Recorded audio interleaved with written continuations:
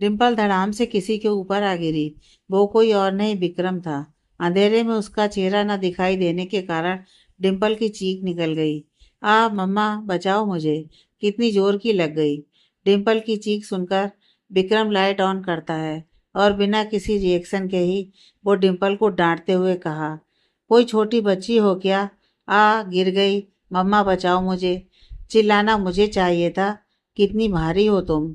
अब उठो मुझ पर से। हाँ तो इतने अंधेरे में कौन सोता है, वो भी ऐसे। तुम्हारा नाम विक्रम नहीं, अंधेरा होना चाहिए। डिम्पल कराहते हुए उठी और अपनी चोट लगे हुए पैर को सहलाते हुए नीचे बैठ गई। विक्रम लाइट ऑन करता है और रोते हुए डिम्पल को डांटते हुए कहता है, तुम्हारे दिमाग नहीं है क्या? अब उठो और चुपचाप अपने कमरे में जाओ। तुम्हें दिखाई नहीं दे रहा है मुझे कितनी चोट लगी? मैं ठीक से चल भी नहीं सकती हूँ। विक्रम अपना हाथ बढ़ाते हुए बोला, अब उठो।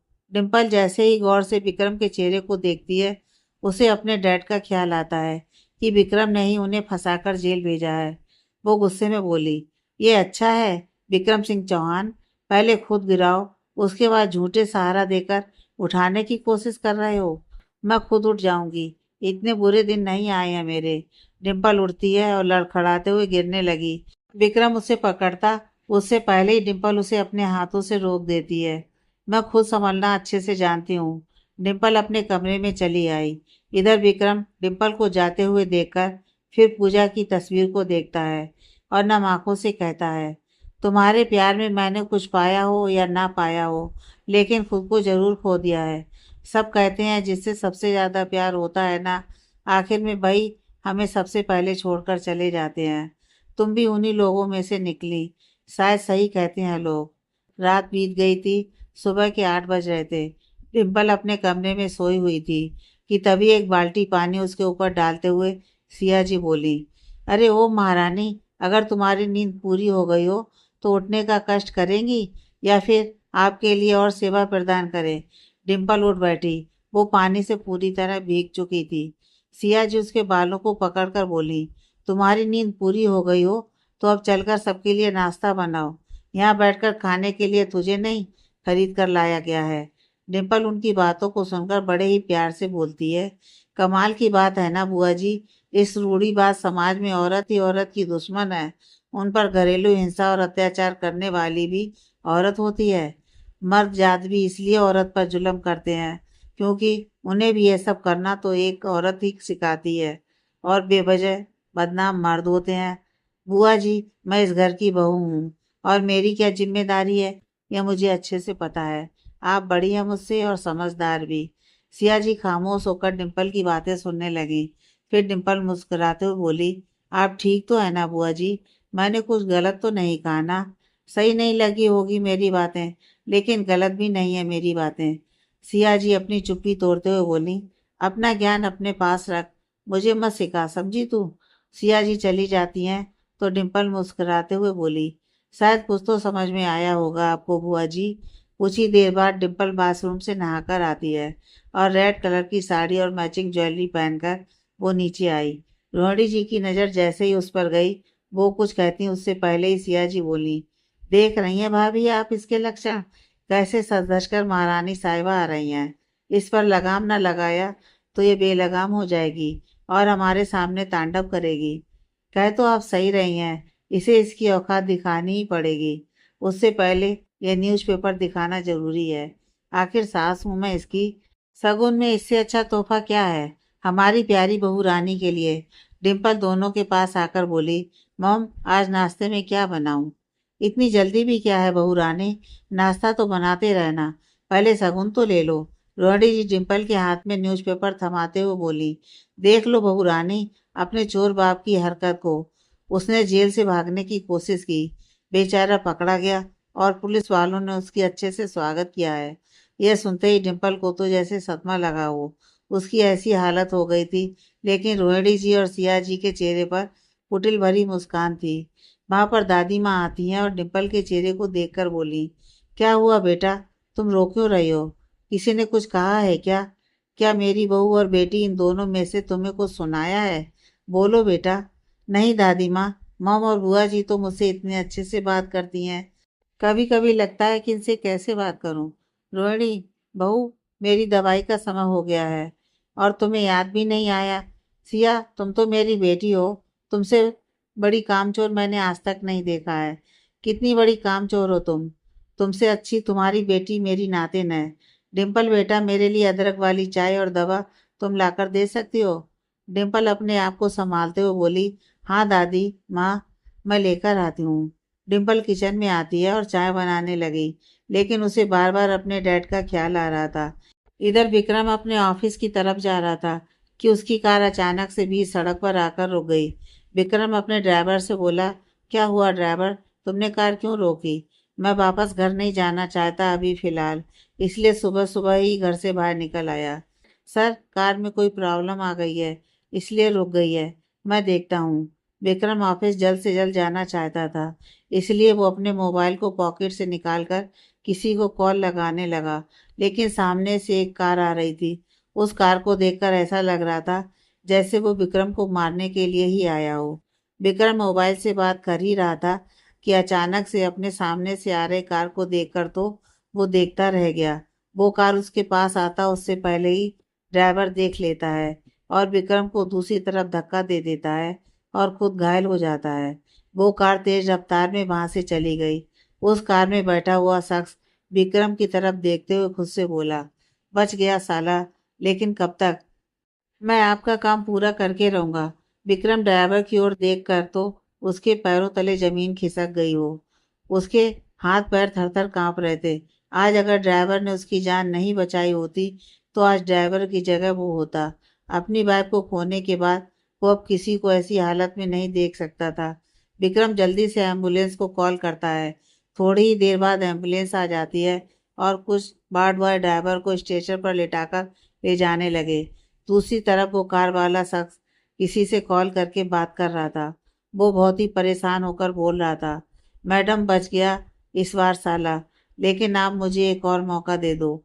मैं इस बार भी आपका काम पूरा करके रहूंगा। पिछली बार मैंने आपको खुश किया, इस बार भी करूंगा मैडम। बस मेरा माल तैयार रखना। अपना काम करो और पैसे मिल जाएंगे तुम्हें, लेकिन तुम उससे बच के रहना। वो विक्रम सिंह चौहान है, पूजा नहीं, समझे? इसलिए कॉल कट हो जाता है और उस शख्स के माथे पर पसीने आ गए थे। विक्रम अपने ड्राइवर को लेकर हॉस्पिटल पहुंच गया था। इधर डिम्पल किचन में सबके लिए चाय और नाश्ता बनाकर तैयार कर चुकी थी और दादी माँ के कमरे में वो नाश्ते की प्लेट और चाय लेकर आई। दादी माँ की तरफ देखते हुए मुस्कुराते हुए बोली, आपके लिए स्पेशल चाय और नाश्ता। अब चलिए और जल्दी से फिनिश कीजिए, मैं डाइनिंग टेबल पर सबको बुलाती हूँ। डिम्पल बेटा, थोड़ी देर मेरे पास बैठो। हाँ, क्यों नहीं दादी माँ, मैं तो आपके ही पास बैठी हुई हूँ। दादी माँ चाय पीते हुए बोली, हाँ चाय तो बहुत अच्छी बनाई तूने। कल जो तुम्हारे साथ बुरा सलूक किया गया सब जानती हूँ मैं। मेरी बहू और बेटी दोनों डायन है। मेरी पहली बहू विक्रम की माँ बहुत अच्छी थी, मेरी बेटी से बढ़कर थी वो, लेकिन उसके जाते ही सब कुछ बदल गया। फिर मेरे बेटे ने इस डायन रोहिणी से शादी की, जिसने मेरे घर को नरक बना दिया है। पूजा को वो देखना नहीं चाहती थी, बेचारी जीते जी कभी अपनी ससुराल नहीं आई। डिम्पल जैसे ही दादी माँ की बातों को सुनती है वो चौंक गई और चौंकते हुए बोली, क्या रोहिणी माँ मिस्टर चौहान की सगी माँ नहीं है? नहीं बेटा, लेकिन रोहिणी मेरे पोते को अपनी सगी माँ से भी बढ़कर चाहती है। ठीक है दादी माँ, मैं सबको चाय और नाश्ता देने जा रही हूँ। डिम्पल डाइनिंग टेबल पर सभी के लिए नाश्ता सर्व करती है, लेकिन विक्रम को बहाना देकर ठंडी सांस लेते हुए बोली, थैंक गॉड ये बागड़ बिल्ला नहीं है, मेरी नाक में दम कर देता है। अब मैं शांति से नाश्ता कर सकती हूँ। तभी विक्रम के डैड किसी से फोन पर बात करने लगे। अब वो ठीक तो है ना? ज्यादा चोट तो नहीं लगी ना? ठीक है, मैं ऑफिस जा रहा हूँ, बाय। डिम्पल जैसे ही मिस्टर चौहान की बातों को सुनती है वो घबरा गई, लेकिन सबके सामने अपनी घबराहट को छिपाते हुए मन में सोचते हुए बोली, क्या हुआ होगा उस खड़ूस को? कहीं उसका एक्सीडेंट तो नहीं हुआ है? मैं ये क्या सोच रही हूँ? ओहो डिम्पल, तुझे क्यों उसकी चिंता सता रही है? जब उसे तुम्हारी फिक्र नहीं है, वो तुझे हर्ट करने का एक मौका तक नहीं छोड़ता है, तो फिर उसके बारे में क्यों सोच रही है? नहीं नहीं, मैं हार्टलेस इंसान कैसे बन सकती हूँ? वो चाहे जैसा भी है तो मेरा पति ही, और उसकी पत्नी होने के नाते उसकी फिक्र करने की चिंता तो होगी ना। सारे जहाँ नाश्ता करने में बिजी थे, परी जैसे ही खोई हुई डिम्पल को देखती है वो उससे पूछने लगी, भाभी आज का ये हलवा बहुत टेस्टी बना है और आज इसका नाश्ता भी यम्मी है। आप नाश्ता नहीं करेंगी? डिम्पल स्माइल करते हुए बोली, मैं थोड़ी देर में नाश्ता करूंगी। डैड आपको एक पराठा और दूं? नहीं बेटा, अब तो नाश्ता कर लो। जी। सारे लोग नाश्ता करने के बाद अपने अपने काम में बिजी हो गए। वही डिम्पल को रह रहकर विक्रम की फिक्र हो रही थी। वो बिना देर किए अपने चप्पल को पैरों में डालकर जानकी देवी हॉस्पिटल के लिए निकल पड़ी।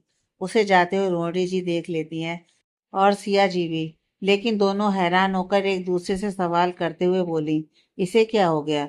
ये इतनी जल्दीबाजी में पागलों की तरह कहाँ जा रही है? कहीं अपने बाप से मिलने तो नहीं जा रही है ना? अच्छी बात है, इसे जाने देते हैं। इसकी खबर तो विक्रम लेगा अच्छे से। हमें क्या, ये कहीं भी जाए। सिया जी मुस्कुराते हुए बोली, यह इस घर से हमेशा के लिए चली जाए, इससे बड़ी बात क्या होगी? सिया जी और रोहड़ी जी मुस्कुराने लगी। लेकिन उन दोनों की बातें सुनकर परी बिल्कुल भी खुश नहीं थी। लेकिन वो ना तो अपनी मम से और ना ही अपनी मामी को कुछ बोल सकती थी। डिम्पल ऑटो में बैठी हुई थी। करीब 20 मिनट के बाद वो जानकी देवी हॉस्पिटल पहुंच गई थी। ऑटो वाले को पैसे देकर वो हॉस्पिटल के अंदर आई। घबराहट उसके चेहरे पर दिखाई दे रही थी और आंखों में नमी भी। वो भागते हुए रिसेप्शन में आई और रिसेप्शनिस्ट से विक्रम सिंह चौहान के बारे में पूछने लगी। रिसेप्शनिस्ट ने जैसे ही फॉर्म को देखती है तो ऊपर ही विक्रम सिंह चौहान के साइन किए हुए फॉर्म दिखाई देती है। वो उसे कमरा नंबर बता देती है। डिम्पल तेज कदमों के साथ उस कमरे में पहुंच गई जहां उसे पहुंचना था। लेकिन वो जैसे ही हड़बड़ाते हुए उस कमरे में आई, उसके आने की आहट को सुनकर सब उसकी तरफ हैरानी से देखने लगे। माथे पर पसीना दुपट्टा उलझा हुआ था। उसने हड़बड़ी में चप्पल भी दो तरह की पहन लिया था। बेड पर पेशेंट की जगह विक्रम नहीं बल्कि कोई और लेटा हुआ था। वो विक्रम को सही सलामत देखकर गहरी सांस लेती है। लेकिन राजीव मुस्कुराते हुए विक्रम की तरफ देखते हुए बोला, तुम्हारी वाइफ को लगा होगा कि तुम्हारे ड्राइवर की जगह तुम्हारा एक्सीडेंट हो गया है, इसलिए तो वो बाबरी की तरह भागते हुए हॉस्पिटल आई है। बेचारी इतनी हड़बड़ाहट में आई है कि उसने दो तरह की अपने पैर में चप्पल डाल ली है। विक्रम डिम्पल को गौर से देखने लगा।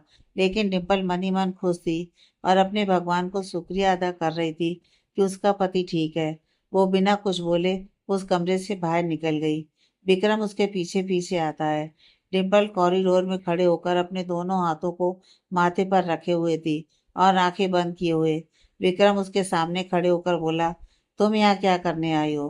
कहीं तुम्हें यह तो नहीं लगा कि मेरा एक्सीडेंट हुआ है? लेकिन मुझे कुछ नहीं होगा। मेरे ड्राइवर ने मेरी जान बचाने के लिए खुद बीच में आ गया और उसका एक्सीडेंट हो गया। डिम्पल इतना सुनते ही विक्रम के गले लगना चाहती थी। लेकिन वो अपने इमोशन को कंट्रोल करते हुए बोली, मैं जिस काम से आई थी वो हो गया। I am sorry. डिम्पल जानने लगी। लेकिन विक्रम को समझ में नहीं आया कि डिम्पल ने सॉरी क्यों कहा। वो उसे रोकते हुए बोला, रुको। हाँ, अब क्या हुआ? यही तो मुझे तुमसे पूछना है। क्या हुआ तुम्हें? और तुम मुझे सॉरी क्यों बोल रही हो? तुम ठीक तो हो ना? या फिर होश में नहीं हो? मुझे क्या होगा? कहीं तुम मुझे प्यार तो नहीं करने लगी ना? इतने बुरे दिन नहीं आए हैं मेरे जो मुझे तुमसे प्यार होगा। मैं अपने भगवान से यही प्रार्थना करती हूँ कि मुझे तुमसे कभी प्यार ना हो। विक्रम को अच्छा नहीं लगा। वो डिम्पल को गौर से देखने लगा तो डिम्पल उसे इग्नोर करते हुए अपनी चप्पल को देखने लगी और हॉस्पिटल से बाहर आई तो राजीव मुस्कुराते हुए उसके पास आते हुए बोला, क्या हुआ अब तुझे? इतना प्यार करने वाली वाइफ मिली है, अब क्या सोचने लगा तू?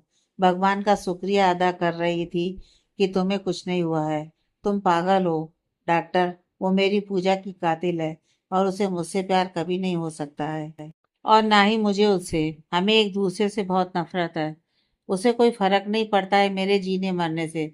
वैसे भी जो उसका जीना हराम कर रहा हो उसके जीने की दुआएं क्यों कोई मांगे। अब मैं चलता हूँ डॉक्टर, ऑफिस जाना है। ड्राइवर की फैमिली कुछ देर में आ जाएगी।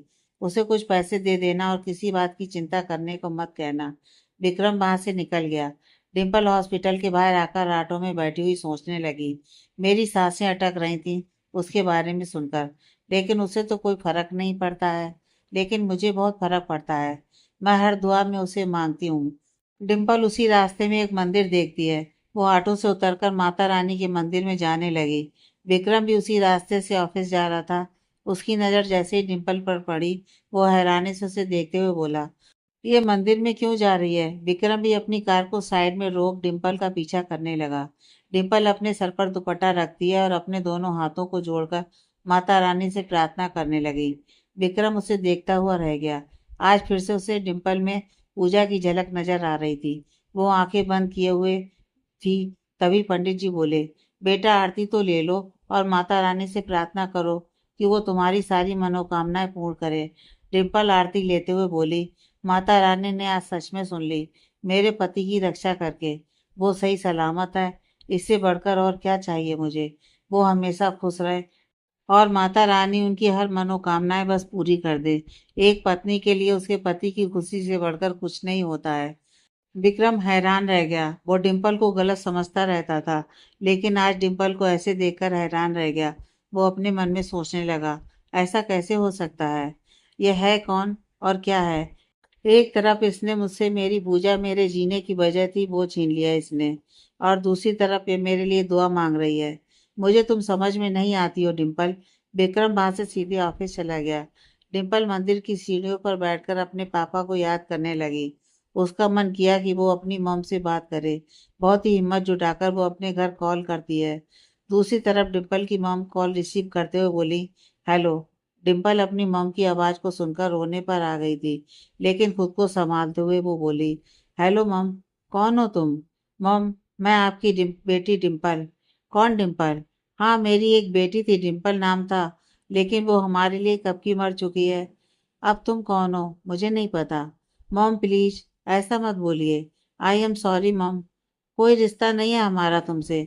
अगर तुम्हें सच में हमारी फिक्र होती तो तुम अपने ही डैड के दुश्मन के साथ शादी नहीं करती। हमारे मुंह पर कालिक पोत कर अच्छा नहीं किया तुमने।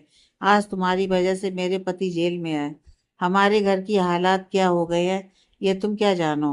हमारी बेटी तो उसी दिन मर गई थी जिस दिन वो विक्रम सिंह चौहान की बीवी बनी है। आइंदा यहाँ दोबारा कॉल नहीं करना है। डिम्पल की माँ गुस्से में कॉल कट कर देती हैं। डिम्पल अपनी मम की बातों को सुनकर रोने पर मजबूर हो गई और खुद को कोसते हुए बोली, सब कुछ मेरी वजह से बिगड़ा है तो इसे संभालना भी मेरी जिम्मेदारी है। और जब तक मैं सब कुछ ठीक नहीं कर देती तब तक मैं आपसे मिलने नहीं आऊंगी।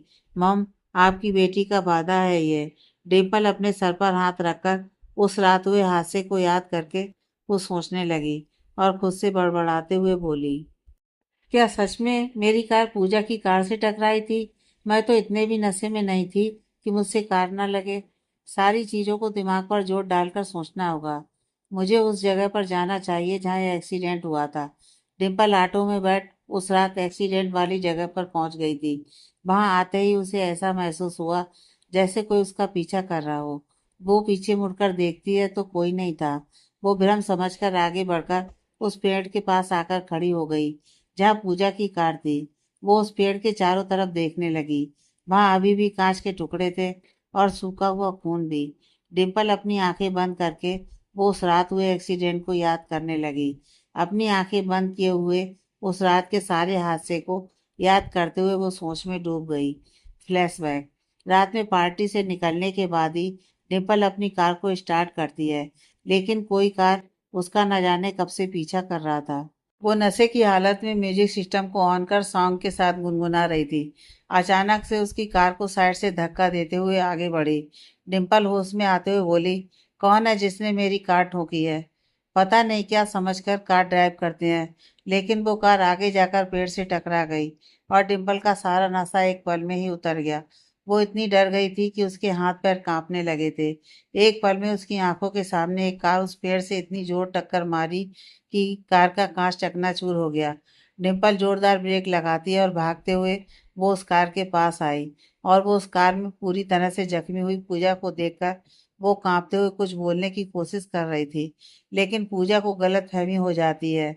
वो रोते हुए डिम्पल की तरफ देखते हुए उससे बात करती है और उसकी सांसें वहीं थम गईं। डिम्पल की आंखों के सामने पूजा की आंखें बंद हो गई थी। डिम्पल बुरी तरह से घबराकर वहां से भाग गई। डिम्पल को सब कुछ समझ में आ गया था कि पूजा के एक्सीडेंट में उसका कोई हाथ नहीं है।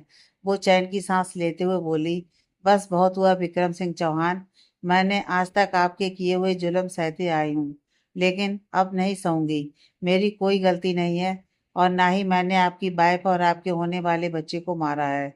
तो फिर यह कलंक क्यों लगने दूं अपने दामन पर, जब तक मैं पूरी तरह से जान नहीं जाती कि पूजा का एक्सीडेंट सच में हुआ था या फिर कोई सोची समझी साजिश। और बेनकाब करके रहूंगी उसे जिसने मुझे और मेरी फैमिली को बर्बाद कर दिया। डिम्पल का पीछा करने वाला शख्स कोई और नहीं बल्कि वही था जिसने पूजा को मारने की साजिश की थी। डिम्पल को गए काफी देर हो चुकी थी। सुबह से शाम होने को आई थी, लेकिन उसकी कोई खबर नहीं थी। विक्रम दोपहर 3 बजे ही ऑफिस से घर आकर सो गया था। जब उसकी आंख खुली तब भी डिम्पल की कोई खबर नहीं थी। उसके मन में सवाल उठने लगे। कहीं ये लड़की अपने बाप से मिलने तो नहीं चली गई, या फिर कहीं भाग गई है। अगर इसने भागने की कोशिश भी की तो इसकी खैर नहीं। इसे थोड़ी सी छूट क्या दे दी मैंने, इसने अपनी औकात ही दिखा दी है। डिम्पल वहां से घर जाने के लिए निकलने ही वाली होती है, लेकिन अचानक से बादल गरजने की आवाज आई। ऐसा लग रहा था जैसे जोरदार बारिश आने वाली हो। बादल गरजने की आवाज को सुनकर डिम्पल डर गई थी। वो एक पुरानी झोपड़ी को देखकर डिम्पल वहां चली गई और अपनी माँ को याद करते हुए अपने आप से कहने लगी, मैं इतनी जल्दी हार नहीं मान सकती हूँ। विक्रम की वजह से मैं खुद को बर्बाद नहीं कर सकती हूँ। मैंने उससे शादी जरूर की, लेकिन उससे प्यार कभी नहीं हो सकता है मुझे, और कभी मेरा दिल उसके लिए नहीं धड़क सकता है। उसने तो मुझसे शादी नहीं बल्कि सौदा किया, मुझसे बदला लेने के लिए, और कुछ भी नहीं। खुद को ऐसे बार बार ऐसे प्रूव करना मेरे लिए खुद से हार जाने के बराबर है। मेरा दिल जानता है कि मैंने कोई गुनाह नहीं किया है। विक्रम गुस्से में कॉरिडोर में आकर इधर से उधर घूम रहा था। जब परी उसे इतने बेचैन देखती है तो उसके पास आकर मुस्कुराते हुए बोली, इतनी देर से कॉरिडोर में खड़े होकर किसकी वेट कर रहे हो भाई? क्यों, भाभी अभी तक नहीं आई है क्या? फिक्र हो रही है उनकी? विक्रम गुस्से के घूंट को पीकर बोला, मुझे कोई फिक्र नहीं है उसकी, और ना ही कोई फर्क पड़ता है उसके होने या ना होने से। अच्छा, तो फिर ये बेचैनी कैसे? आपके चेहरे से साफ दिखाई दे रहा है कि आप भाभी को कितना मिस कर रहे हैं। मौसम भी ठीक नहीं है, पता नहीं भाभी किस हाल में होंगी और कहाँ होंगी। विक्रम का गुस्सा शांत हो गया। वो गरजते बादलों को देखकर सोचने लगा, परी तो सच कह रही है, लेकिन उसे बादलों के गरजने से डर क्यों लगेगा? वैसे भी वो जिए या मरे मुझे कोई फर्क नहीं पड़ता है, मैं अकेले ही खुश हूँ। परी अपनी बात पूरी करते हुए बोली, अच्छा, तो फिर यहाँ खड़े होकर भाभी का इंतजार नहीं कर रहे हैं आप? भाई, अकेले रहने में और अकेले होने में फर्क होता है। आप दिखावा करें कि आपको कोई फर्क नहीं पड़ता है, लेकिन आपकी बेचैनी आपके चेहरे पर साफ साफ झलक रही है।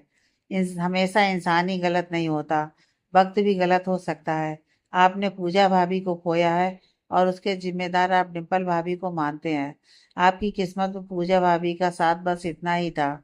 उन्हें आपको छोड़कर जाना लिखा था तो वो चली गई। अगर डिम्पल भाभी की जगह आप होते तो क्या करते?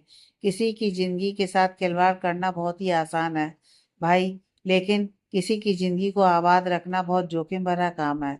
इतना सब कुछ बर्दाश्त करके भी डिम्पल भाभी ने उफ तक नहीं किया, और उन्हें इतनी तकलीफें देकर भी आपको सुकून नहीं मिला।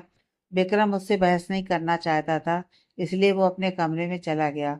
परी उसे जाते हुए देखकर मुस्कुराने लगी और अपने आप से बोली, डिम्पल भाभी कभी गलत नहीं कर सकती हैं। उन्हें जानने से पहले आपको उन्हें समझना होगा भाई, और एक दिन आप जरूर समझेंगे। बारिश जोरों से हो रही थी। आसमान में काले घने बादल और उनकी गर्जना सुनकर डिम्पल बहुत डर सी रही थी। हिम्मत नहीं हो रही थी कि वो उस झोपड़े से बाहर कदम रखे। उसे बारिश में भीगना बहुत पसंद था, लेकिन आज उसे बारिश की बूंदें उसे सता रही थी। उसे अपनों से दूर जाने का दुख, अपने पापा को इतनी बड़ी मुसीबत में फंसे हुए देखना। बारिश की बूंदों के साथ साथ डिम्पल की आंखों से आंसू भी गिर रहे थे। वो कमजोर नहीं पड़ना चाहती थी, लेकिन दिल की बातें अगर दिल में रह जाएं तो तकलीफ तो होती ही है ना। और वो तकलीफ अगर आंसुओं में ना निकले तो इंसान को अंदर ही अंदर घुटना पड़ता है। अब तो रात होने को आई, लेकिन डिम्पल अभी तक नहीं आई थी। सिया जी जब डिम्पल को नहीं देखती हैं तो वो रोहिणी जी के पास आकर मुंह बिचकाते हुए बोली, भाभी इतनी देर हो गई है, लेकिन इसकी कोई खोज खबर ही नहीं है। कहीं ये भाग तो नहीं गई ना? हो भी सकता है। अगर वो भाग गई ना भाभी, तो भाई साहब को क्या कहेंगे हम? इसकी तो कोई इज्जत नहीं है, लेकिन हमारे घर की बात है। अगर कहीं ऊंच नीच हो गई तो? शुभ शुभ बोलो सिया, कुछ नहीं होगा। उसे मैं अच्छी तरह से जानती हूँ, आखिर भाग कर जाएगी कहाँ? आना तो उसे यहीं है, तुम टेंशन मत लो, वो आ जाएगी। लेकिन विक्रम को अब टेंशन होने लगी थी कि आखिर डिम्पल कहाँ है, कहीं वो सच में तो नहीं भाग गई ना। वो उसे ढूंढने के लिए बिना घर में किसी को बताए अपनी कार में बैठ वो निकल गया था। बारिश रुकने का नाम नहीं ले रही थी। इतनी बारिश होने से डिम्पल को खुद को संभालना मुश्किल हो रहा था। वो बादल के गरजने से डरी हुई सिमटी हुई सी एक कोने में बैठी हुई थी और मन ही मन में वो माता रानी से विनती भी कर रही थी कि कोई तो उसकी मदद करने आ जाए। लेकिन इस मूसलाधार बारिश में उसे अब कुछ भी समझ में नहीं आ रहा था कि वो करे तो क्या करे। डिम्पल खुद से बड़बड़ाते हुए बोली, यह बारिश रुकने का नाम नहीं ले रही है। मैं घर कैसे जाऊंगी? अगर टाइम पर घर नहीं पहुंची तो क्या आफत आ जाएगी? ये सिर्फ मैं जानती हूँ। रात के अंधेरे और भरी बारिश में डिम्पल बिना एक पल भी गंवाए वो उस झोपड़ी से बाहर निकली और घर के रास्ते के लिए निकल पड़ी। डर उसकी आंखों में साफ साफ झलक रहा था, लेकिन खुद को हिम्मत देकर वो बस आगे बढ़े जा रही थी। इधर परेशान विक्रम को अब कुछ और ही बात सताने लगा था कि कहीं डिम्पल भाग तो नहीं गई ना। इस बात को सोचते हुए विक्रम डिम्पल को ढूंढने के लिए अपनी कार की स्पीड बढ़ा दी और वो हर जगह डिम्पल को ढूंढने लगा। लेकिन कहीं ना कहीं उसके मन में सवाल उठने लगे थे कि कहीं डिम्पल को कुछ हो तो नहीं गया ना। डिम्पल पैदल ही चली जा रही थी। उसे अपने सामने से आती हुई कार की लाइट नजर आई। वो अपनी आंखों पर हाथ रखते हुए एक जगह ठहर गई। उस कार में कोई और नहीं बल्कि विक्रम था। विक्रम डिम्पल को देखकर गुस्से में अपनी कार को साइड में रोकता हुआ और उतरकर बाहर आया। डिम्पल के पास आकर वो कुछ बोलने ही वाला होता है कि डिम्पल को ठंड में कांपते हुए देखकर वो कुछ बोल नहीं सका। बस वो डिम्पल को एकटक देखे जा रहा था। डिम्पल अपनी आंखों के सामने विक्रम को देखकर हैरान थी, क्योंकि इतनी बारिश में वो उसे ढूंढने आया था और इतना ही नहीं, वो उसके साथ बारिश में खड़ा भी था। डिम्पल उसकी तरफ देखते हुए बोली, अब बुझ जैसे बनकर खड़े रहोगे या फिर कुछ बोलोगे भी? कहीं तुम्हें ऐसा तो नहीं लगा ना कि मैं तुम्हें छोड़कर भाग गई हूँ? डरो मत, इतनी जल्दी तुम्हें छोड़कर नहीं भागूंगी और ना ही मेरा ऐसा कोई इरादा है। इतनी बारिश में मुझे ढूंढने निकले थे ना, अब कुछ बोलोगे या फिर ऐसे ही भीगते रहोगे? डिम्पल की बातें सुनकर विक्रम अपना ध्यान उससे हटाते हुए कहा, तुम्हारा दिमाग खराब है क्या? कहाँ गई थी तुम? और इतनी रात को, वो भी बारिश में, क्या कर रही थी? वही जो तुम कर रहे हो। डिम्पल की तरफ घूर कर देखते हुए विक्रम गुस्से में बोला, चुपचाप कार में बैठो। अगर मैं ना बैठूं तो जबरदस्ती करोगे मेरे साथ? विक्रम बिना कुछ बोले उसके हाथ को पकड़ता उससे पहले डिम्पल अपने कदम पीछे कर लेती है। फिर वो विक्रम को घूरते हुए बोली, विक्रम सिंह चौहान। विक्रम डिम्पल के पास आने लगा तो डिम्पल दूर हटते हुए बोली, पास आने की कोशिश भी मत करना विक्रम सिंह चौहान। तुम्हें क्या लगा मैं तुमसे डरकर रहने वालों में से हूँ? तुम मुझसे बदला लेना चाहते हो ना? तुम्हें क्या लगता है कि मैंने तुम्हारी पूजा का खून किया है? मेरी वजह से वो तुम्हें छोड़कर गई है? तुमने मुझ पर अपने बच्चे को खोने का इल्जाम लगाया, लेकिन ये सच नहीं है।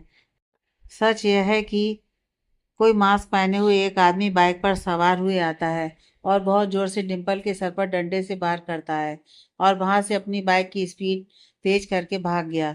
विक्रम कुछ करता उससे पहले डिम्पल बेहोश होकर नीचे गिरने लगी। उसके सिर से खून निकलने लगा। विक्रम डिम्पल को अपनी बाहों में थाम लिया, जिससे उसके हाथ खून से रंग गए थे।